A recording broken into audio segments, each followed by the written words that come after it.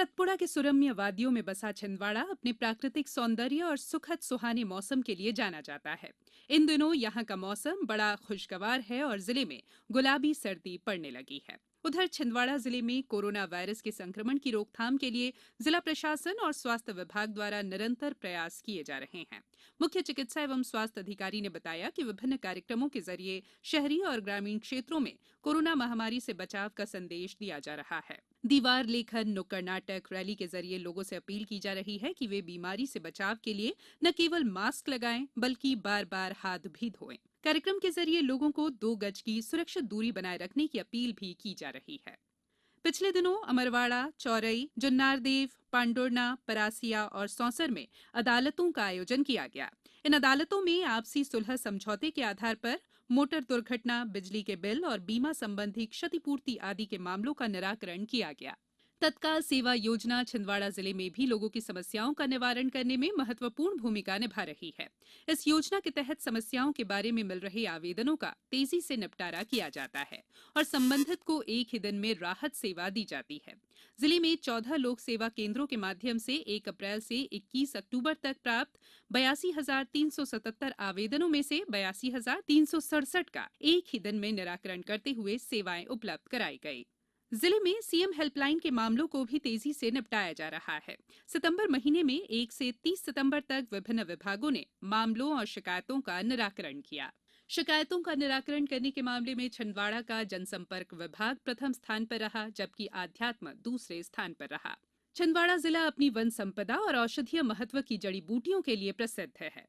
पिछले दिनों जिले में एक पहचान कार्यक्रम आयोजित किया गया। इसमें जिला कलेक्टर सौरभ कुमार सुमन ने कहा कि छिंदवाड़ा के विभिन्न उत्पाद और उपज को बाजार उपलब्ध कराया जाए तो इस कदम से जिले को एक नई पहचान मिलेगी। उनकी संभावनाओं पर चर्चा कर सुझाव लिए गए जिनसे जिले को एक अलग पहचान दिलाई जा सके।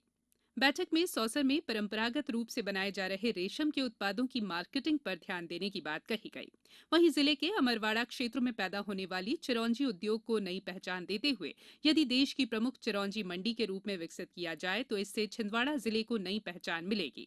साथ ही अमरवाड़ा, हर्रई और तामिया क्षेत्र के लोगों को चिरौंजी उद्योग में रोजगार भी मिलेगा। बैठक में मक्का, आलू, संतरा और सीताफल पर आधारित उद्योग विकसित करने पर भी चर्चा की गई। सर्व शिक्षा अभियान के अंतर्गत छिंदवाड़ा जिले में कक्षा 1 से 8 तक के विद्यार्थियों का पंजीयन करने के मामले में जिला पूरे प्रदेश में प्रथम स्थान पर रहा। पिछले दिनों छिंदवाड़ा जिले के हर्रई जनपद पंचायत कार्यालय में करियर गाइडेंस शिविर लगाया गया। इस शिविर में 74 हितग्राहियों ने अपना पंजीयन कराया था, जिनमें 42 प्रतिभागी चयनित किए गए। मध्य प्रदेश राज्य ग्रामीण आजीविका मिशन के जिला प्रबंधक कौशल उन्नयन और रोजगार श्री सुक्कन कुमार कवड़े ने बताया कि जिले के विकासखंड हर्रई में करियर गाइडेंस शिविर में प्रदेश की विभिन्न निजी कंपनियों ने हिस्सा लिया था। मध्य प्रदेश राज्य विधिक सेवा प्राधिकरण के निर्देशों के आधार पर सिविल न्यायालय अमरवाड़ा, चौरई, जुन्नारदेव, पांडुरना, परासिया और सौंसर में 31 अक्टूबर को ऑनलाइन स्थायी और निरंतर लोक अदालत का आयोजन किया जाएगा। कोरोना संक्रमण को देखते हुए इस बार की लोक अदालतों में आए मामलों का ऑनलाइन निपटारा किया जाएगा।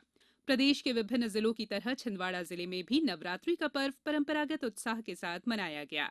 शहरी और ग्रामीण क्षेत्रों में जगह जगह देवी प्रतिमाओं की झांकियां सजाई गई थी, लेकिन कोरोना से बचाव संबंधी निर्देशों का पालन करते हुए प्रतिमाओं की ऊंचाई और लोगों को सुरक्षित तरीके से झांकियों में दर्शन करने दिया गया। इस दौरान श्रद्धालुओं से मास्क पहनने और 2 गज की दूरी रखने की अपील भी की जाती रही। नवरात्रि के समापन अवसर पर छिंदवाड़ा जिले के विभिन्न सरोवरों के समीप बनाए गए अस्थायी विसर्जन कुंडों में प्रतिमाओं का विसर्जन किया गया। दूसरी ओर दशहरा का पर्व भी जिले में हर साल की तरह उल्लास के साथ मनाया गया। कई स्थानों पर रावण के पुतलों का दहन किया गया। विभिन्न उत्सव समितियों ने कोरोना संक्रमण को देखते हुए रावण दहन स्थलों पर बचाव के आवश्यक उपाय किए थे। जिले की चिट्ठी समाप्त हुई।